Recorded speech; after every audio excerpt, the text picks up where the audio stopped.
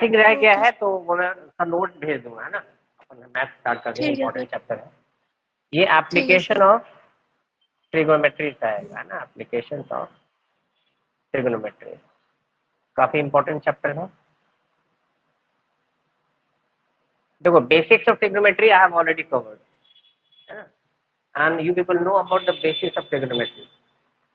Basics of trigonometry में हमने क्या क्या पढ़ा था, ट्रिगोनोमेट्रिकल रेशियोज के बारे में पढ़ा था, ट्रिगोनोमेट्रिकल आइडेंटिटीज के बारे में पढ़ा था, है ना, एंगल्स हम कैसे निकालते हैं, तो डिफरेंट डिफरेंट एंगल्स जो 0 से लेकर 90 तक की वैल्यूज है वो सब आपको पता होना चाहिए, तब आप ये चैप्टर अच्छे से समझ सकते हो, ठीक है, तब आपको ज़्यादा दिक्कत नहीं होगी,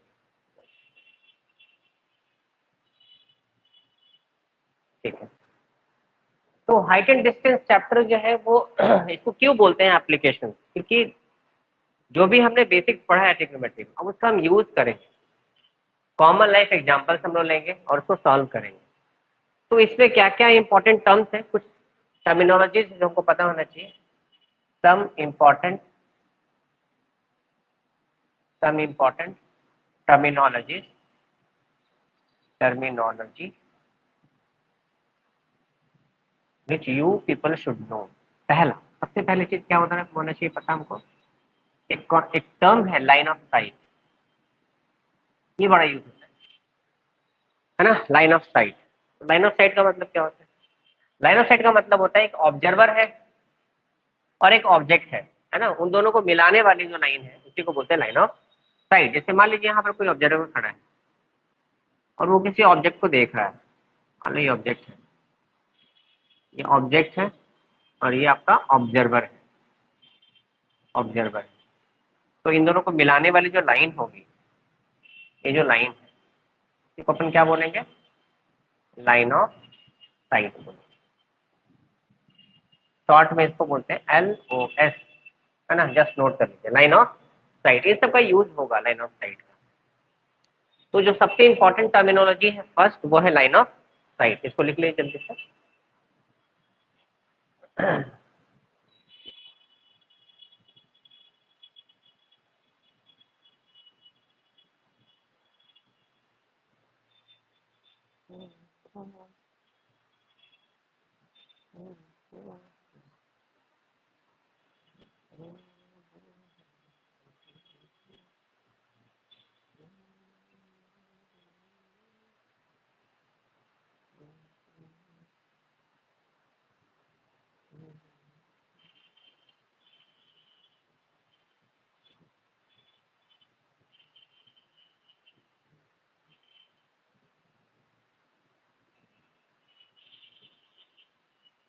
लिख लिया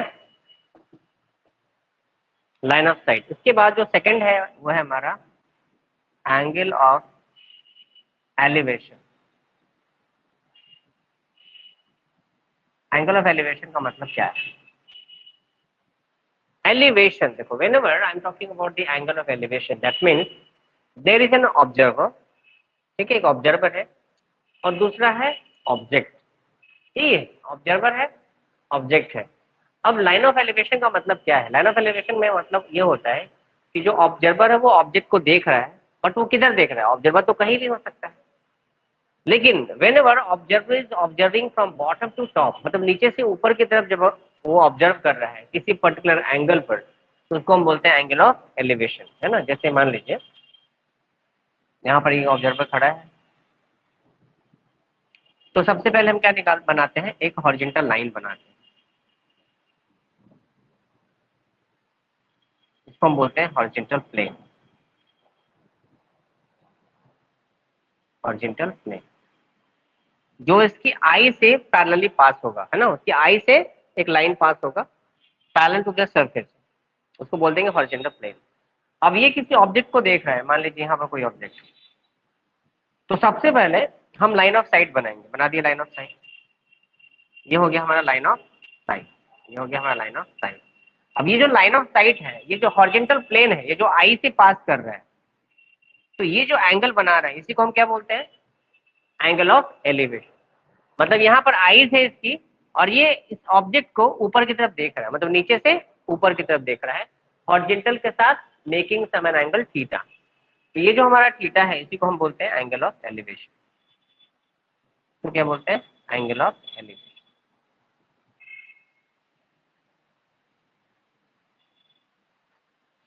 बना लीजिए।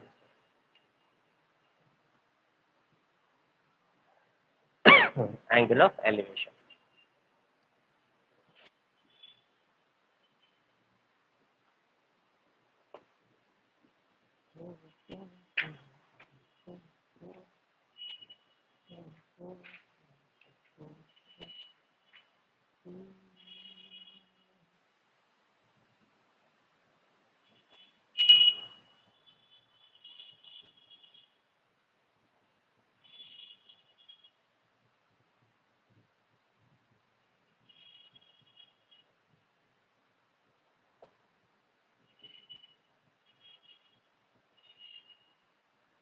बना लिए दोनों, मैं थोड़ा सा रब कर रहा हूँ।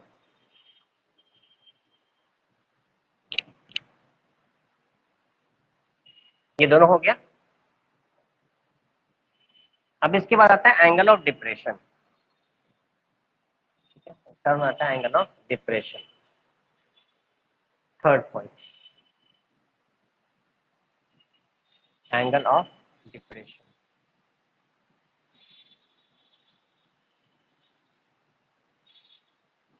अब डिप्रेशन का मतलब क्या है? यहाँ भी हम लाइन ऑफ साइट की बात करने वाले हैं, यहाँ भी हम ऑब्जर्वर की बात करने वाले हैं, यहाँ भी हम लोग ऑब्जेक्ट की बात करने वाले हैं।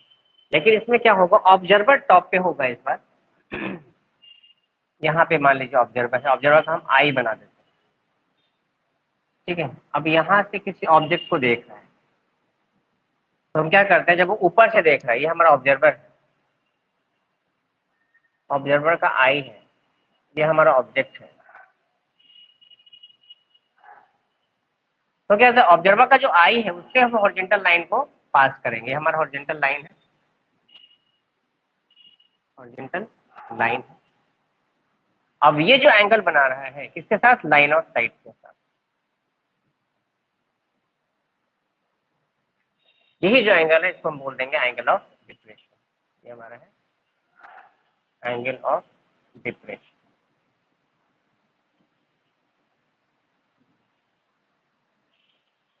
तो in case of angle of depression, है ना, हम लोग ऊपर से नीचे की तरफ देख रहे हैं, ऐसे देख रहे हैं, ऐसे ऊपर से नीचे की तरफ, है ना। ऑब्जर्वर ऑब्जेक्ट को देख रहा है, तो ऑब्जर्वर से हमने एक हॉरिजॉन्टल लाइन को पास किया। Now that horizontal line is making some angle theta with line of sight, that is called angle of depression. Angle of elevation में क्या हो रहा था? एंगल ऑफ एलिवेशन में नीचे था हमारा ऑब्जर्वर, ऊपर ऑब्जेक्ट था, है ना। तो वहां पे क्या हो रहा था, हमने एक हॉरिजॉन्टल लाइन ड्रॉ किया था, और वो लाइन ऑफ साइट के साथ कुछ एंगल बना रहा था, उसको हम बोल रहे थे एंगल ऑफ एलिवेशन। लिख लो इसको।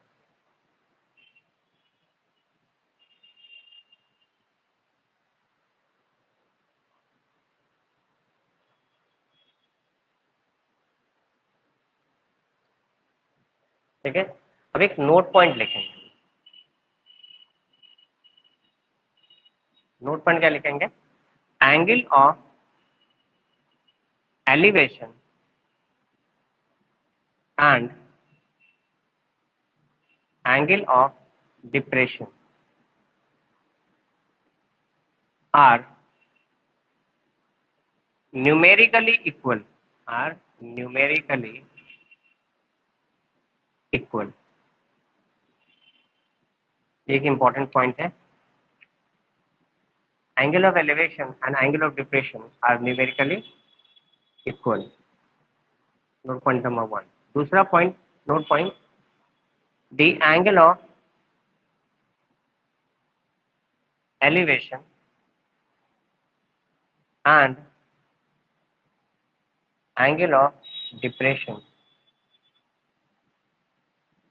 is always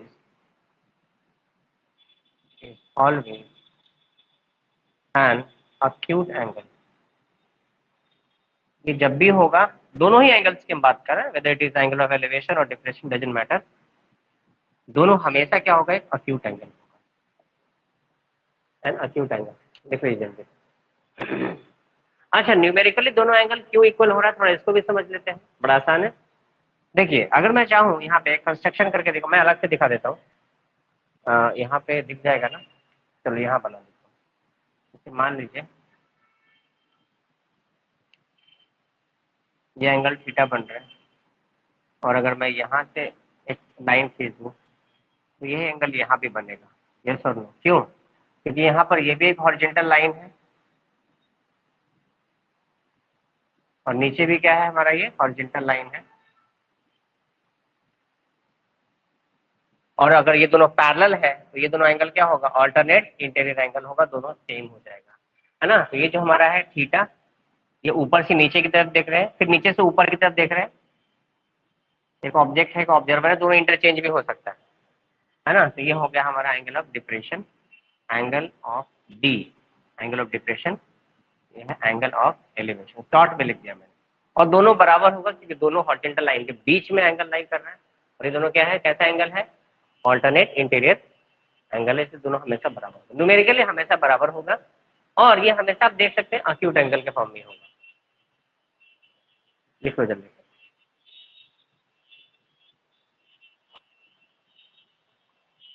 अब हम लोग इससे बेस कुछ क्वेश्चंस करते हैं,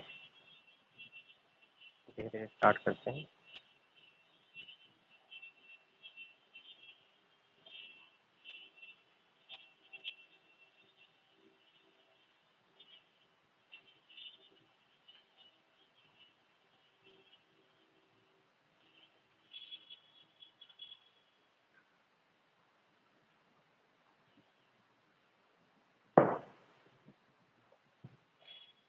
हो गया,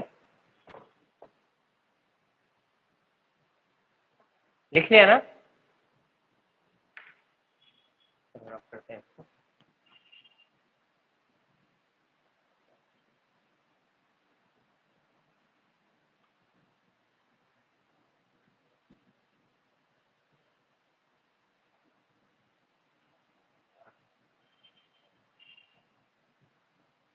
चलिए कुछ क्वेश्चंस करते हैं हम लोग। क्वेश्चन लिखे होगा।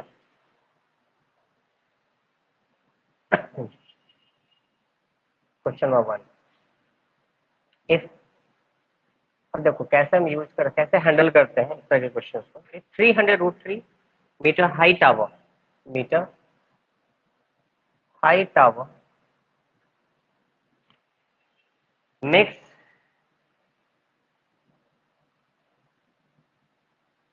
angle of elevation, makes angle of elevation at a point on the ground, at a point on the ground which is 300 meter away from its foot, 300 meter away from its foot,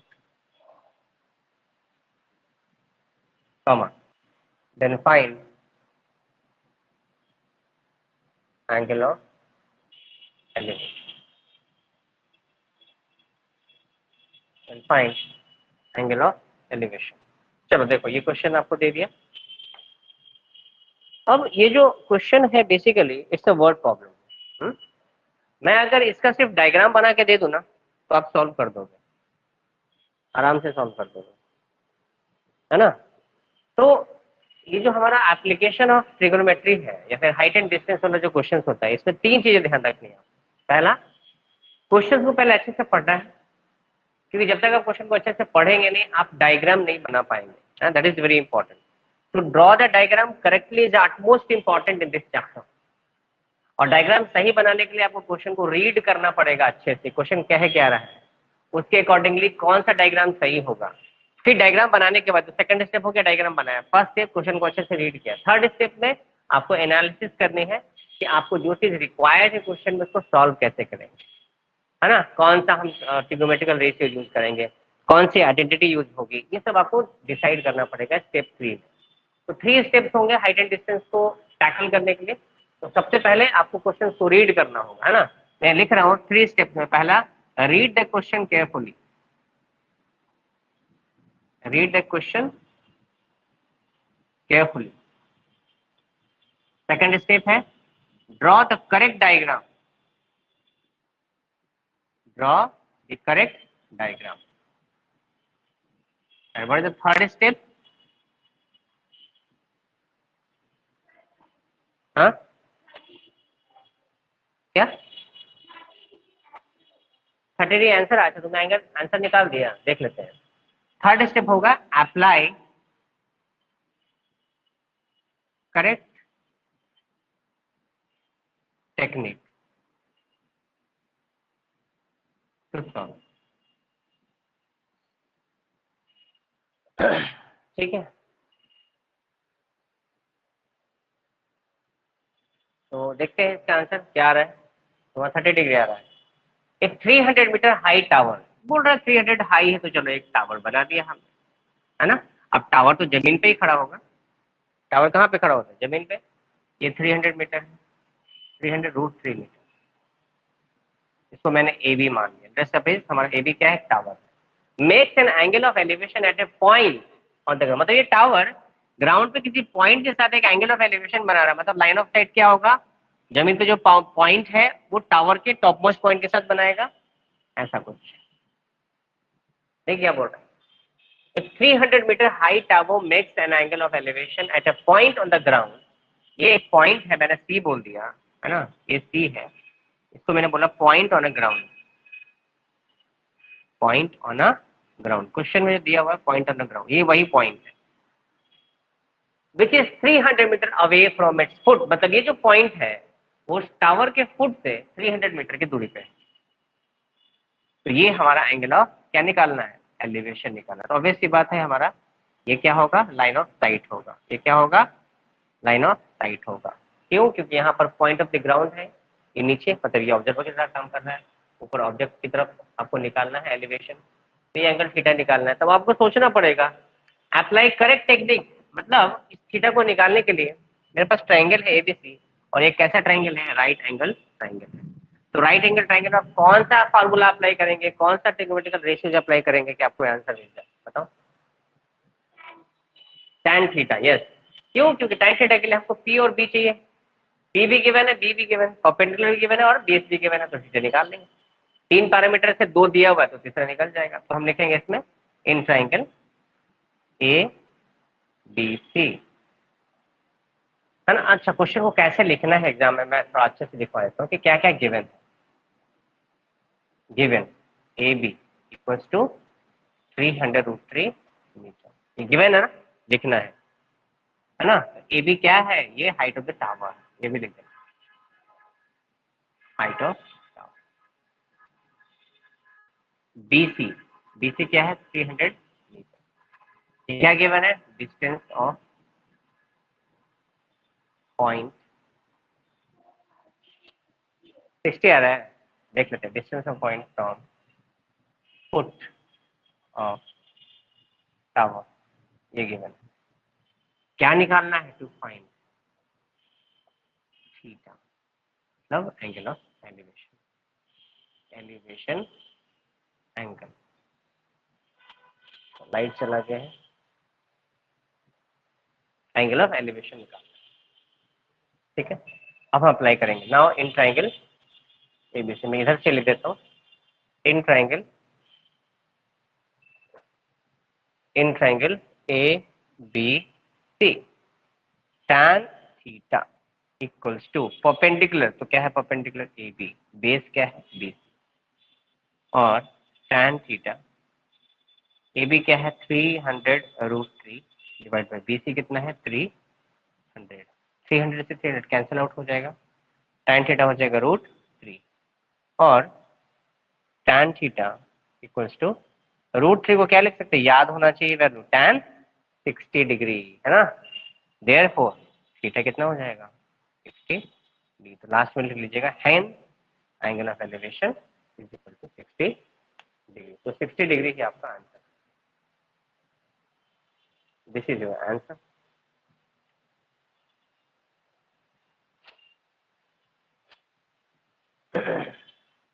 लिख लो जल्दी।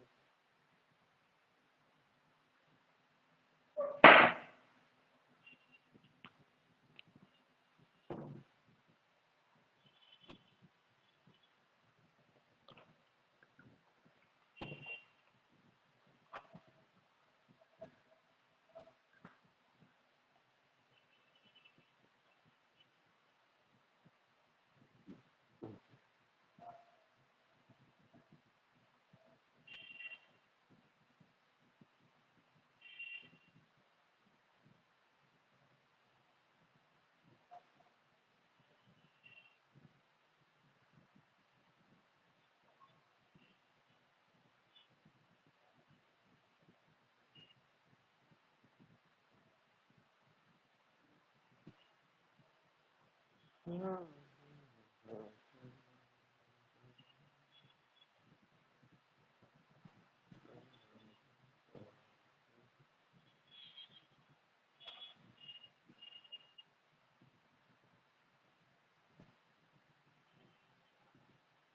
Question board में आया हुआ, इसको करते हैं जरा, रब कर दे इसको, लिख लिया ना।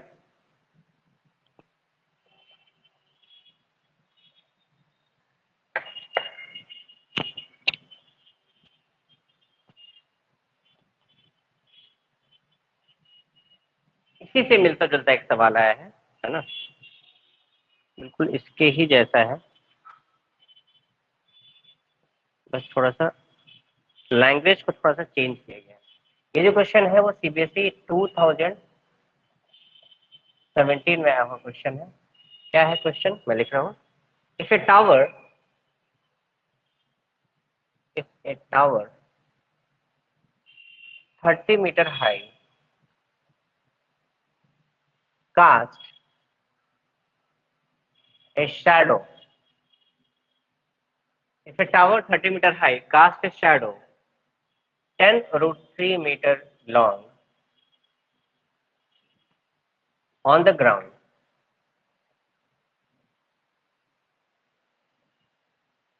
on the ground, comma, then what is the angle of elevation of sun? ठीक है, आपसे सन का एंगल ऑफ एलिवेशन पूछ रहा है। क्वेश्चन बिल्कुल उसी टाइप का है, बस लैंग्वेज चेंज किया गया है ना, और कुछ भी अंतर नहीं है। यहाँ भी टावर है, शैडो यहाँ कास्ट कर रहा है, तो शैडो का मतलब क्या है, टावर का शैडो किधर बनेगा, बस ये सोचना है आपको।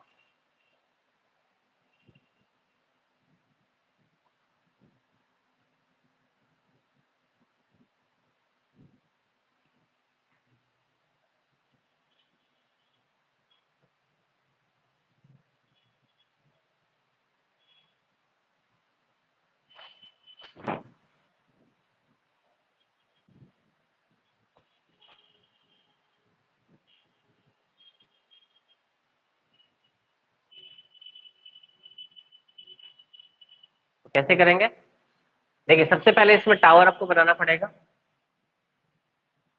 ठीक है, तो टावर आप किधर ही बना लो, इधर ही बना देते हैं, ये टावर बना दिया। देखिए ये हमारा ग्राउंड है ना, ये हमारा क्या है, ग्राउंड है,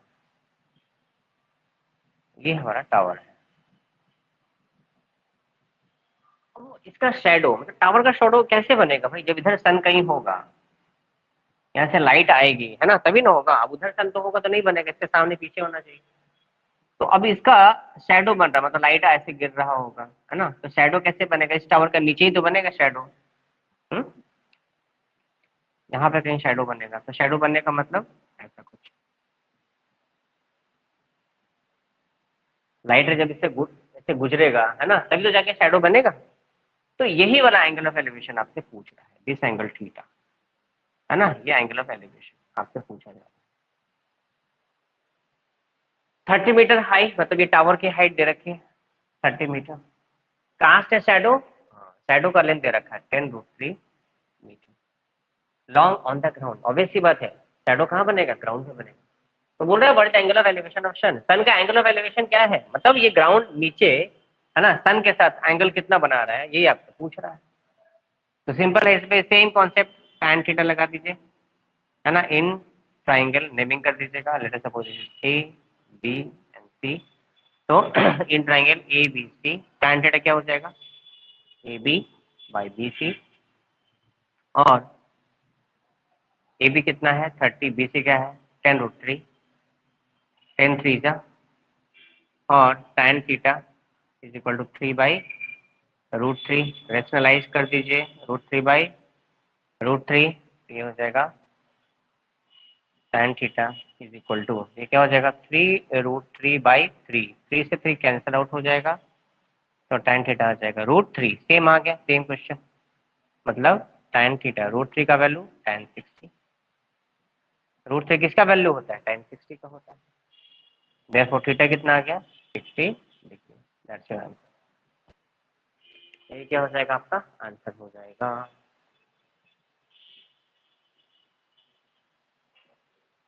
ये सीबीएसई में आया हुआ सवाल है, सीबीएसई 2017 में आया हुआ सवाल। चलो लिख लिया होगा। एक और सवाल आया है सीबीएसई में, इसी टाइप का है, थोड़ा सा डिफरेंट है, लैडर पे बेस्ड क्वेश्चन है, ठीक है।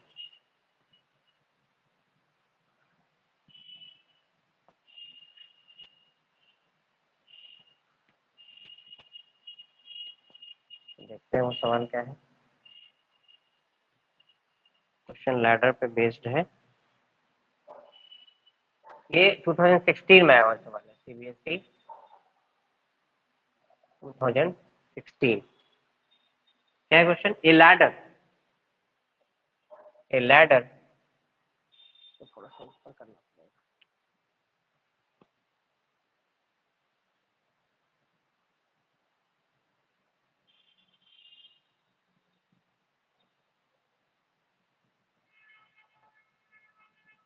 a ladder leaning against a wall, leaning against a wall makes an angle, makes an angle 60 degree, 60 degree with the horizontal, with the horizontal, ठीक है। A ladder leaning against a wall makes an angle 60 degree with the horizontal, full stop. If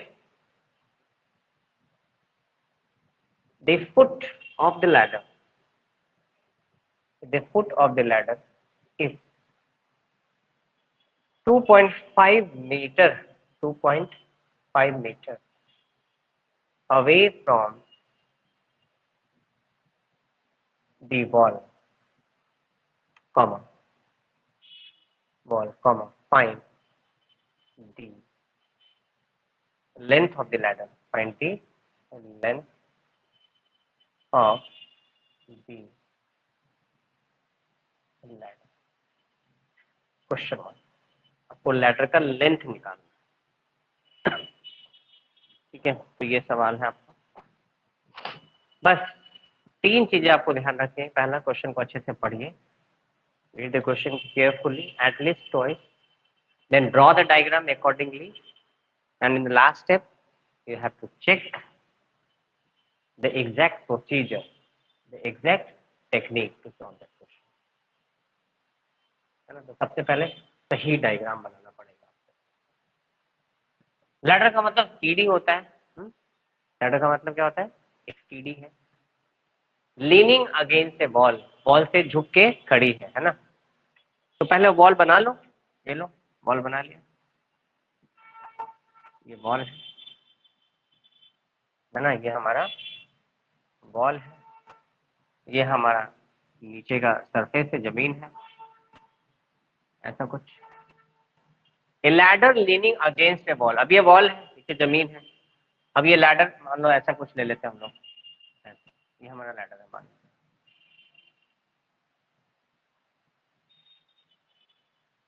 ये हमारा ladder हो गया, LADDER। मैंने बोला ये point को ए, पॉइंट को बी बोला, पॉइंट को सी। अभी दीवार से लीनिंग है, झुका हुआ है, makes an angle 60 degree with the horizontal, ये हॉरिजॉन्टल के साथ बना रहा है, वर्टिकल के साथ नहीं, हॉरिजॉन्टल।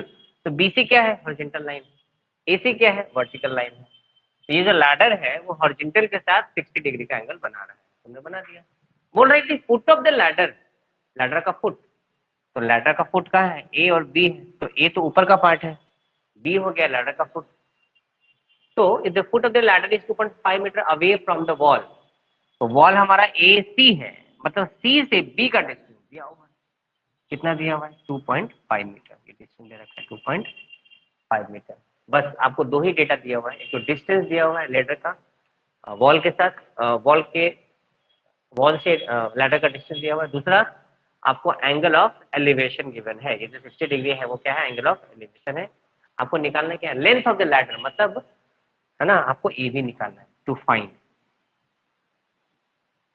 ए बी, है ना, it is length of ladder. A B का वैल्यू निकालना है जो कि लैडर का एक लेंथ है।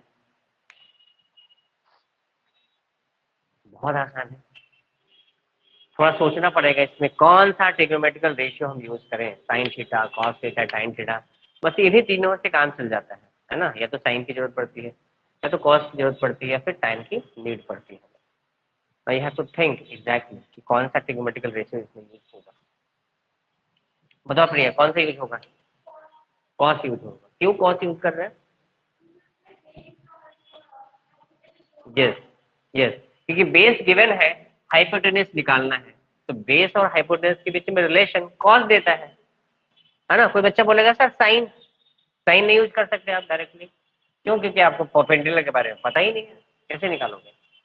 तो सबसे बढ़िया है हम कॉस ही लेंगे इसमें, तो हमने लिया in triangle A B C, cos 60 degree है ना, is equal to base upon hypotenuse.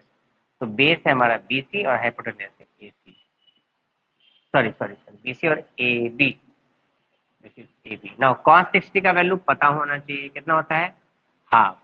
BC दे रखा है 2.5, AB नहीं पता है, रहने दीजिए, मल्टीप्लाई कर दीजिए, कितना हो जाएगा ये 5 मीटर, निकल गया। सीढ़ी की लंबाई ना, लेंथ ऑफ द लैडर कितना आ गया 5 मीटर, सिंपल, जल्दी से लिख लीजिए। क्या हो बेटा,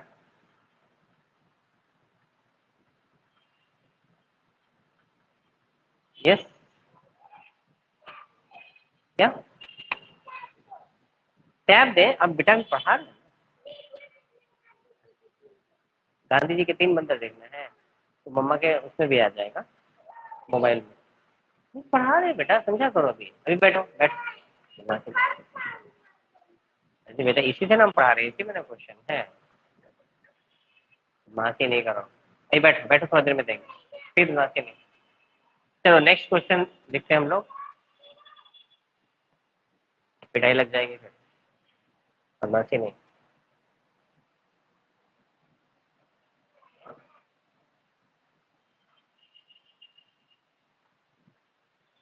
चलो नेक्स्ट क्वेश्चन लिखो, आगे देखो, एक और क्वेश्चन करते हैं, ये बोर्ड में आया है, फिर बदमाशी नहीं करते। ये क्वेश्चन आया है CBSE 2016 में, ये कह रहा है an observer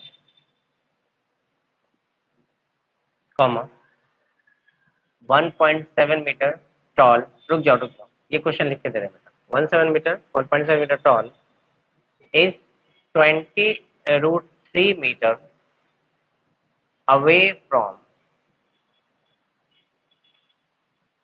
a tower, an observer 1.7 meter tall is 20√3 meter away from a tower, full stop. The angle of elevation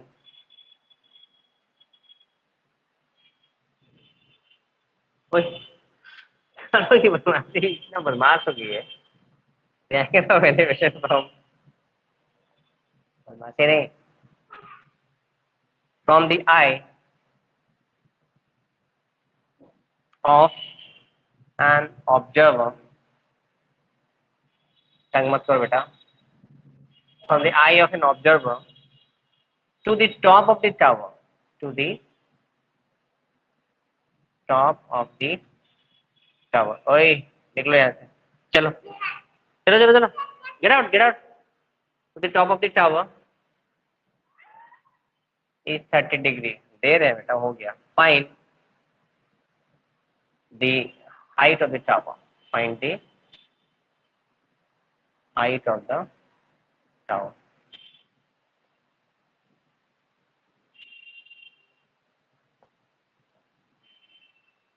लो, क्या देखना है तुमको?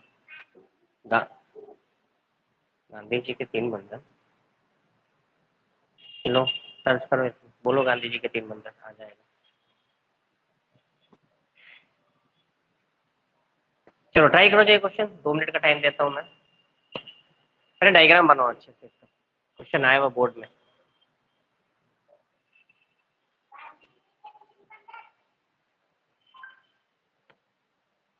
यही है।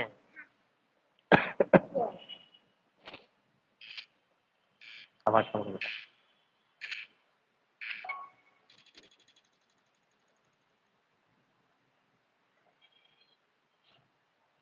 बैठे देख।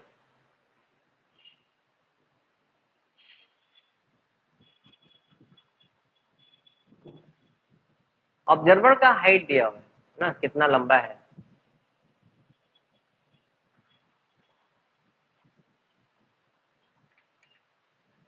और उसका डिस्टेंस दिया हुआ है, टावर है। Angle of elevation from the eye of an observer to the top of the tower.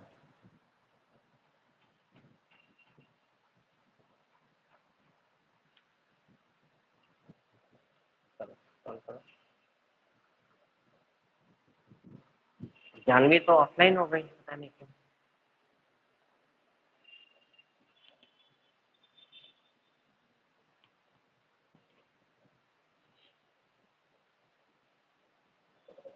तुम पढ़ाई क्यों नहीं कर रही बेटा, ये बताओ।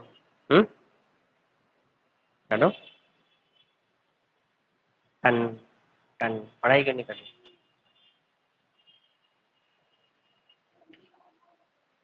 ट्वेंटी वन पॉइंट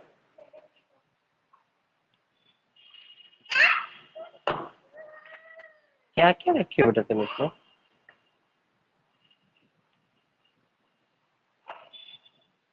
ये लो, ये क्या है, कहाँ से है? ये कौन है, रोबोट है? अच्छा ठीक है, डन। कितना आ रहा है आंसर? 21.7 मीटर। चलो देखते हैं, वो चेक करते हैं। एक ऑब्जर्वर है, चलो एक इंसान बना देते हैं, एक आदमी है, इसका हाइट दे रखा है, थोड़ा सा और बड़ा बनाते हैं।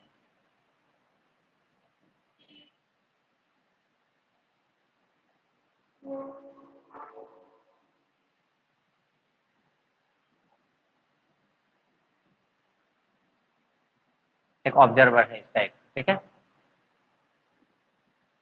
1.7 मीटर टॉल है। इस 20√3 अवे फ्रॉम द टावर, एक टावर भी है, मान लीजिए इधर है आपका टावर बना हुआ। सॉरी, ऐसा कोई टावर है वर्टिकल, ये मान लेते हैं हमारा टावर है।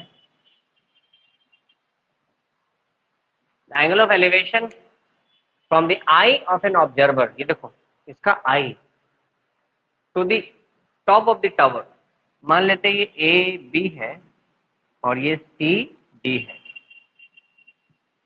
ऑब्जर्वर के आई से टावर का टॉप का एलिवेशन, मतलब इसको मिलाना पड़ेगा, ऐसे करके इसको मिलाना पड़ेगा।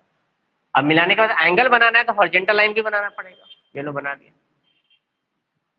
ये खुद से आपको सोचना पड़ेगा। ये एंगल हमको दे रखा है कितना, 30 डिग्री। कह रहे हैं find the height of the tower. Height of हमको निकालना होता है, एडी का लेंथ निकालना है, हमको नहीं पता है तो हम क्या मान लेंगे इसको, इसके हाइट को क्या मान लें, एच मान लेते हैं, इसको हम एच मान लेते हैं, मान सकते हैं हम, ठीक है। हाँ, और हाँ ये डिस्टेंस दे रखा है 20√3 मीटर, मतलब ऑब्जर्वर का टावर से डिस्टेंस दे रखा है। तो अगर ये 20√3 है तो ये भी क्या हो जाएगा 20√3, क्योंकि ये रेक्टेंगल बन रहा है। आपको टावर का लेंथ निकालना, मुझे बताइए, ये 1.7 है तो ये भी क्या हो जाएगा 1.7 मीटर हो जाएगा। ये सर नो, जल्दी बताओ। ए बी सी डी, इसको मैं ई मान लेता हूँ और इसको मैं एक्स मान लेता हूँ। क्या मान लेता हूँ इसको, एक्स मान लेता हूँ, है ना।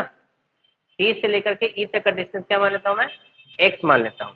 तो जब हमको पूरा हाइट निकालना होगा टावर का, तो 1.7 में एक्स ऐड करना पड़ेगा। तो वो क्या निकालना है, टू फाइंड एच, है ना, which is equal to 1.7 plus X. मतलब अब हमारा मेन ड्यूटी है एक्स को निकालना। तो एक्स निकालने के लिए हमको ट्राइंगल भी दिख रहा है, कौन सा triangle, in triangle A C E.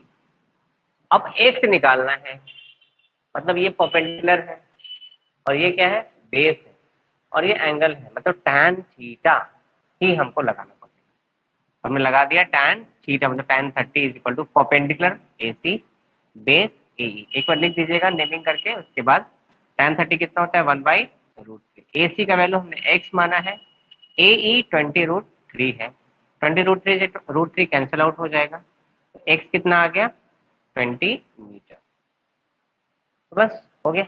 therefore hence hence height of the tower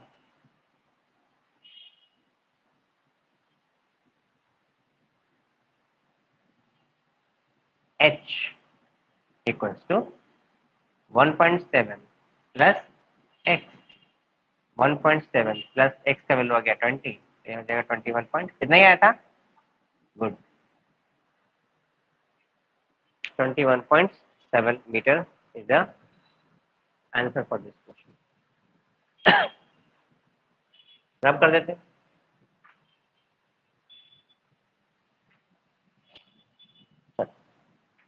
एक और सवाल करते हैं।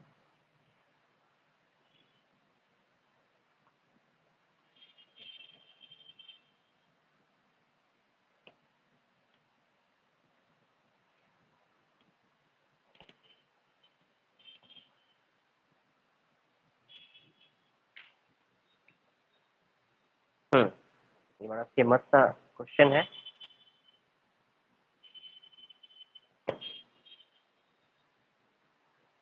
ब्रोकन ट्री वाला, है ना, broken tree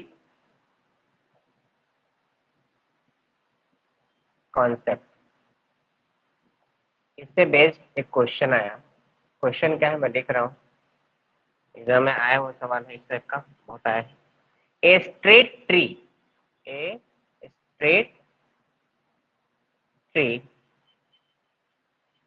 is broken due to is broken due to thunderstorm, thunderstorm। ठीक है ना, बिजली गिरी और ट्री जो है टूट गया। The broken part, the broken part is bent in such a way, is bent in such a way that the peak of the tree, that the peak of the tree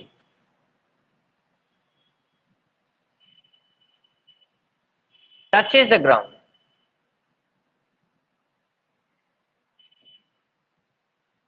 peak of the tree touches the ground at an angle of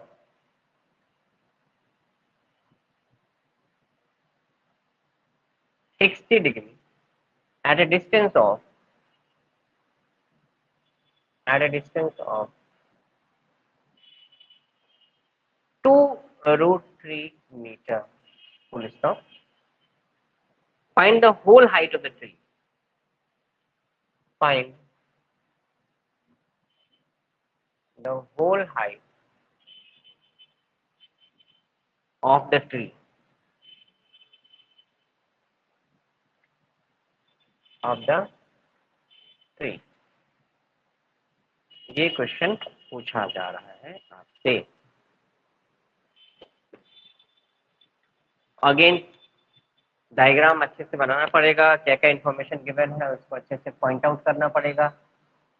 एक tree है वो टूट जा रहा है thunderstorm से, the broken part is bent in such a way that the peak of the tree touches the ground eight N angle of 60 degree. इस sentence को समझना बड़ा जरूरी है।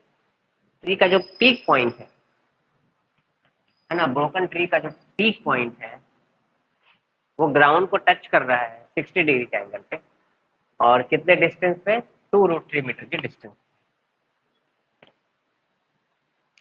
Find the whole height of the tree.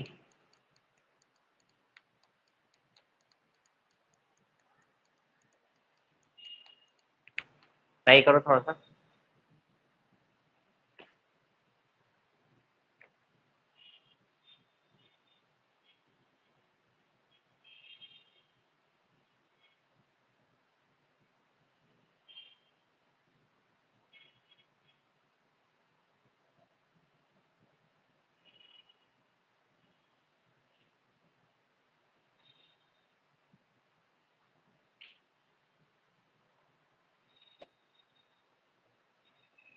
सवाल अच्छा है।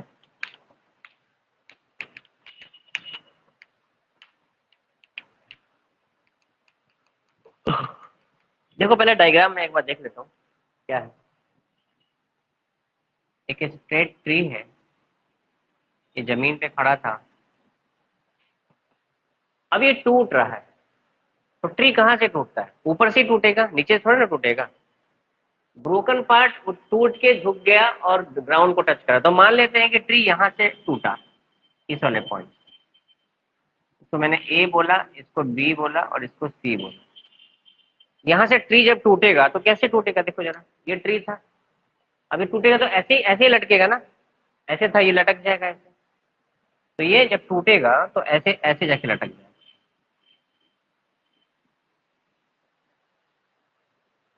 अच्छा, खास बात क्या है? खास बात ये है, इस पॉइंट को मैंने मान लिया डी। कॉन्सेप्ट ये है, ये जो डिस्टेंस ए बी है और ये डिस्टेंस बी डी है, दोनों बराबर होगा। यही इस क्वेश्चन का सबसे टर्निंग पॉइंट है। क्यों? क्योंकि ये ए बी तो टूट के गिर रहा है जमीन पे ना। मतलब ये जो ए बी और बी डी कोई अलग चीज थोड़ा ना है। स्टार्टिंग में ए बी था, जब टूटा तो ए बी नहीं रहेगा, लेकिन हम ए बी को हम यूज करेंगे। क्यों? क्योंकि हमको हाइट निकालना है ट्री का। ट्री का हमको क्या निकालना है? हाइट निकालना है। तो उसके लिए यूज तो करना पड़ेगा। मतलब ये पूरा का पूरा जो हमारा ब्रांच है ऐसे टूट करके यहाँ पे ऐसे लग गया, ऐसे टूटा और ऐसे यहाँ पे लग गया। अब ये जो हमको दे रखा है कि जो ट्री का जो टच कर रहा है ग्राउंड के साथ, ये कितना एंगल बना रहा है? ये दे रहा है 60 डिग्री का एंगल बना रहा है। और कितने डिस्टेंस पे ये गिरा? 2√3 मीटर की डिस्टेंस पे गिरा। आपको क्या निकालना है? टू फाइंड क्या निकालना है? Height of the tree. Height of tree it is equal to A C. Height of the tree का मतलब तो ए सी हो गया। अब ए सी में ए बी भी है और बी सी भी है। इसको मैं x मान लेता हूँ, इसको y मान लेता हूँ। खास बात ये है कि ये भी x ही होगा, है ना? कितना आंसर आ रहा है? यस, बिल्कुल सही है। 12.928 पूरा पूरा आ रहा है। तो कैसे निकाले बताओ? सबसे पहले क्या करें? हमको x भी निकालना है, y भी निकालना है। ठीक है, in triangle B C D. Yes, y निकालना है, बेस दे रखा है तो tan 60 लगा देंगे। तो tan 60 लगा दिया, कितना आ गया? y by C by B मतलब 2√3। tan 60 कितना होता है? √3। y by 2√3। तो यहाँ से y कितना हो गया? 6 मीटर। y हमको पता चल गया। अब निकालना है x। तो अब इसी ट्राइंगल में है ना, x निकालना है। तो सेम ट्राइंगल में, in triangle B C D में, अब x निकालने के लिए b बाई एच भी ले सकते हैं, p बाई, आप इसमें दोनों ले सकते हो, साइन भी ले सकते हो, कॉस भी ले सकते हो। क्या ले लें? कॉस ले लें। कॉस ले लेते हैं। कॉस 30 कितना हो जाता है? b बाई एच मतलब 2√3 बाई एक्स। और कॉस 30 का वैल्यू कितना होता है? हाँ, सॉरी सॉरी सॉरी 60। कॉस 60 कितना हो जाएगा? हाफ। ये हो जाएगा 2√3 बाई एक्स। तो यहाँ से x कितना हो जाएगा बताइए? 4√3 मीटर। x हो गया तो बस हो गया, कहानी खत्म। Therefore height of tree equals to h equals to plus Y, है ना, हाइट ऑफ ट्री एच, इसको मैंने AC मान लिया है, और AC x प्लस वाई के बराबर हो जाएगा। x आ गया 4√3 और ये आ गया 6। 2 अगर कॉमन ले लें तो 2√3 प्लस 3। आप चाहे तो इतना भी छोड़ दें, नहीं तो अगर आपको वैल्यू पता है, कई बार क्वेश्चन में दिया होता है √3 का वैल्यू होता है 1.732, 1.732 ये वैल्यू होता है, इसको रख देंगे। तो 2 इंटू 1.732 प्लस 3, तो सॉल्व करने पर अप्रोक्सीमेटली कितना आ रहा था, 12.928 समथिंग कुछ है, 12.928। तो ये एग्जैक्टली 12.928 मीटर आ जाएगा। ठीक है, तो आज रहने देते हैं। That's all for today.